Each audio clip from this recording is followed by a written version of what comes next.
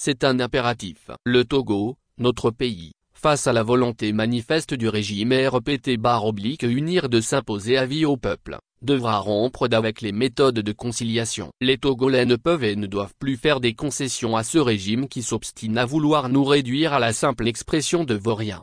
Les dernières élections législatives et régionales et la réécriture en violation des textes et lois de notre pays de la soi-disant nouvelle constitution sont des faits de haute trahison que le peuple togolais ne peut non seulement accepter, mais devra sanctionner.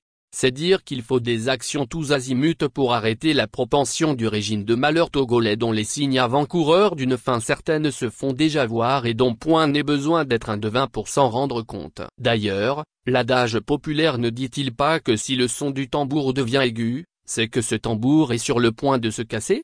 Le Togo, notre pays, est au fond du trou, vraiment au fond du trou. Il a perdu tout, même son âme durant ces 60 dernières années avec un régime hors pair qui s'est assis sur la morale, la dignité, l'honneur et l'amour de l'autre, des valeurs qui construisent l'homme et la cité.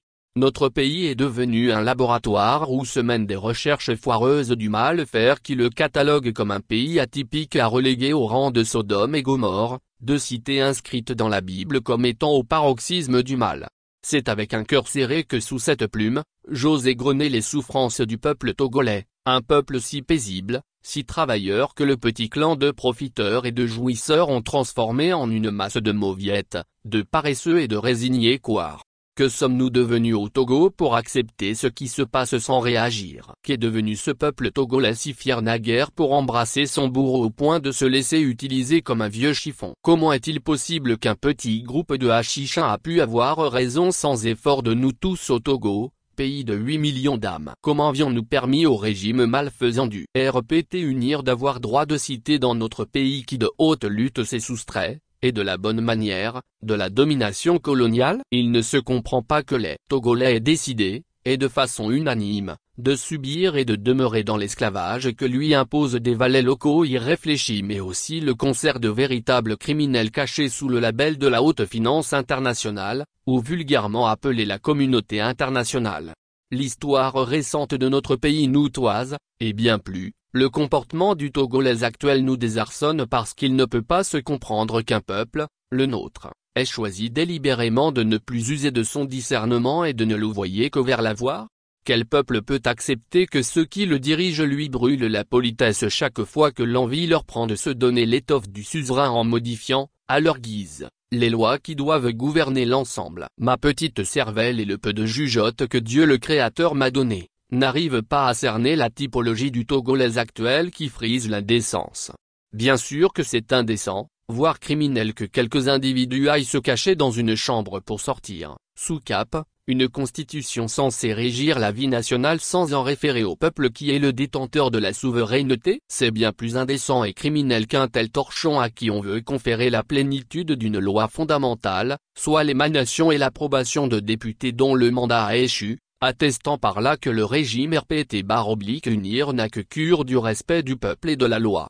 Au-delà de l'irrespect de la loi qui sape les fondements de la République et de la démocratie, notre pays court un autre danger qui fait déjà son petit bonheur de chemin, il a pour nom l'éducation. En effet au Togo, tout est mis en œuvre par les gouvernants pour dévoyer l'éducation nationale, surtout l'éducation parentale. S'il est connu que le système éducatif national est désuet, archaïque et inapproprié avec, à la clé, le manque de vision des dirigeants, le drame est plus profond, j'allais dire systémique, en ce qui concerne l'éducation familiale. Il est facile de voir aujourd'hui que la jeunesse togolaise se vautre dans la facilité, le gain sans effort, le vol, la triche et la débauche. Aussi, n'est-il pas loin de déterminer les causes et leur provenance? N'est-ce pas que l'enfant copie ce que fait ses parents? Et, ne dit-on pas que l'enfant est le père de l'homme? Si au sommet de l'État, on prône le mensonge, la tricherie, le vagabondage et la violence, que ne feraient pas les jeunes à qui on fait assimiler tous ces travers qui les détruisent? Il suffit pour s'en convaincre d'observer ce qui se passe pendant les périodes électorales où le régime recrute des milliers de jeunes pour la campagne et la surveillance dans les bureaux de vote. Des jeunes à qui ce régime fait faire de basses besognes telles, les bourrages d'urnes, la falsification des résultats et pire, des voies de fait et la brutalité sur ceux qui les empêchent d'adopter ces vils comportements. Le mensonge, est devenue une pratique nationale. De grandes personnes mentent et hontement. La triche est le sport favori des gouvernants, surtout ceux qui incarnent nos institutions. Ne parlez pas de détournement de deniers publics, c'est à ciel ouvert, au vu et au su de tout le monde que cela se pratique. Ainsi, tous les fonds destinés à booster le développement de notre pays sont siphonnés par des individus appartenant au clan et à la petite minorité qui accapare toutes les richesses de notre pays. En somme, la jeunesse togolaise n'a de repères que ceux qui par des voies tortueuses sont devenus riches ou de personnalités importantes. Et pourquoi ferait-elle des efforts, en vue de se tailler une place au soleil si on lui apprend à faire du faux, et à mentir pour de l'argent? Au Togo, la dignité, l'honnêteté, la responsabilité et le patriotisme sont des valeurs oubliées que les citoyens ne veulent plus s'approprier pour se bâtir. Plus symptomatique et déchirant dans notre pays est la posture dommageable que prennent certains enseignants, ceux-là qui ont en charge le devenir des jeunes en ce qu'ils assurent leur éducation. Certains de ces enseignants sont utilisés dans les bureaux de vote pour bourrer les urnes. D'autres, se prévalant du titre d'enseignants-chercheurs, n'hésitent pas à mettre leur science à contribution pour traficoter les lois de notre pays et ceci pour sonnantes et trébuchantes. Au Togo, on gravit rapidement les échelons quand on excelle dans la roublardise, la calomnie, la manipulation, la médisance et le culte de la personnalité. Devant ce tableau apocalyptique qui semble prédire le pire pour notre pays, il existe encore des gens à qui les valeurs humaines d'amour ont encore et toujours un sens.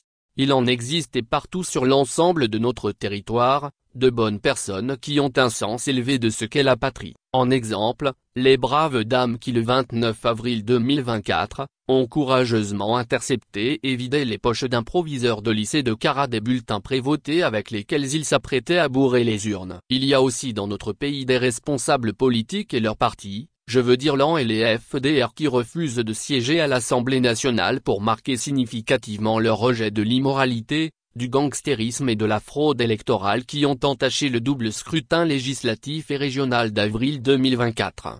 Bien sûr, il y a des milliers de parents togolais qui malgré la déchéance dans laquelle le régime nous baigne, continuent d'éduquer leurs enfants avec des valeurs sûres qui feront la différence demain. Oui, il existe au Togo des millions de jeunes réfléchis qui pensent leur avenir et celui de notre cher pays, le Togo. Évidemment, il n'est plus possible d'adopter la logistique de tout est gris au Togo. Il faut appeler un chat, ou c'est noir, ou c'est blanc. Le régime d'Eknassingbe a détruit notre pays en lui enlevant ce qu'il a de plus cher, son âme.